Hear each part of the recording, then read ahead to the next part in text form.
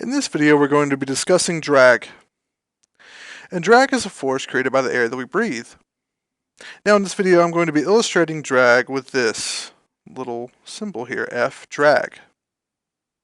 Now if you look at your pre-lab worksheet, you'll notice that we've been given an object, which I'm going to draw here, an object with a weight of 0.0100 newtons.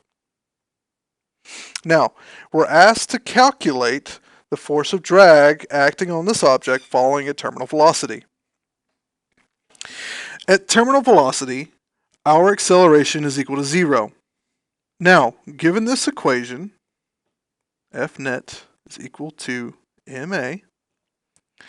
If my acceleration is 0 because we are at terminal velocity, I know that my F net is equal to 0. So, I can say it like this. Since there are only two forces acting on this object, Fg and F drag, they are equal to 0 because that's the only forces acting on them. I can solve and say that Fg is equal to negative F drag. These forces are equal and opposite to one another. So now the first question asks for us to solve the magnitude.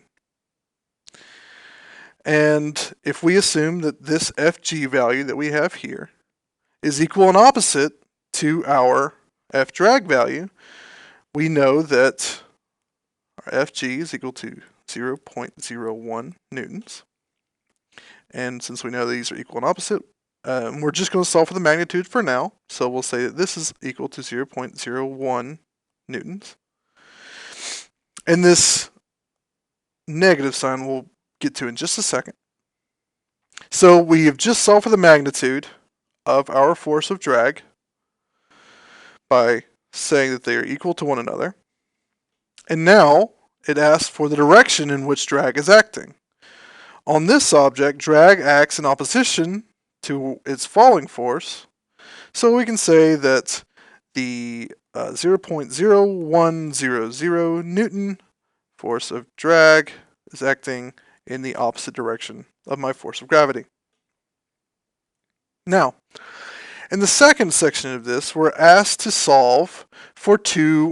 pick between two different systems. And the systems are given as such. F drag of the first system is d1 v. And for the second system, F drag is equal to d2 v squared. And these d's are going to be our coefficient of drag. Alright, so in our tables, we're given, I'm going to make a little table here. In our table, we're given different weights, we're given different velocities, and we're asked to solve for velocity squared. So now let's do that. We have our weights of 0.0100 newtons, our weight of 0.0200 newtons, and our weight of 0.0400 newtons. And our velocities are also given to us as 0.600 meters per second, 0.850 meters per second, and 1.20 meters per second. Let's make a little table here. Make it a little bit neater. So now, if we plug these v values, into our calculator, we find, if we square these values, we find these numbers. 0.360, 0.723, and 1.44. Now the units associated with this, since we squared our numbers, we also have to square our units. That means these units associated are meters squared over seconds squared, meters squared over seconds squared, and meters squared over seconds squared. Now, in the next portion of this, we're asked to solve between the two systems. And what we're going to wind up doing is solving for our coefficient of drag as I have listed as D. So let me do some algebra, rearrange this equation to solve for D. And in this first system, I'm going to say D1 is equal to the force of drag divided by the velocity. And in our second system, we have force of drag over V squared is equal to D2. So now let's add a couple more columns to our table. And in these columns, I'm going to list our equations. I'm going to erase this. So let's see here. D1 is equal to F drag divided by velocity. And D2 is equal to F drag divided by our velocity squared. Now, when we plug in our numbers, we get these values. 0.0167, 0.0333, and 0.0667.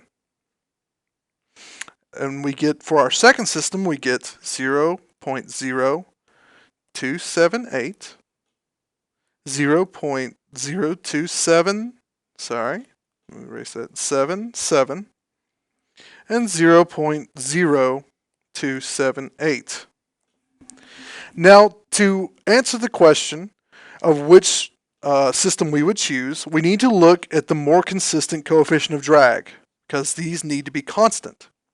And we see in system 1, we see here in system 1, that our coefficient of drag actually changes a fair amount, 1.67, 0.0333, and 0.0667.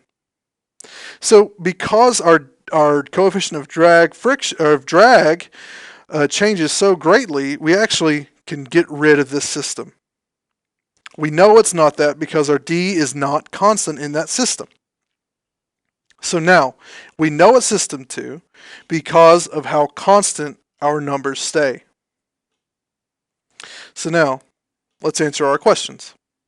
Which system would you choose, and give a brief explanation as to why? Well, I would choose system 2 because D is a constant. Okay? Now, in the last section of this, we're actually asked to solve for our units associated with this. So, let's go back to our equation, and we're given that D2 in this equation right here, D2 is equal to the force of drag divided by velocity squared. So now let's look at the units that were used. So we know that force is always given in newtons.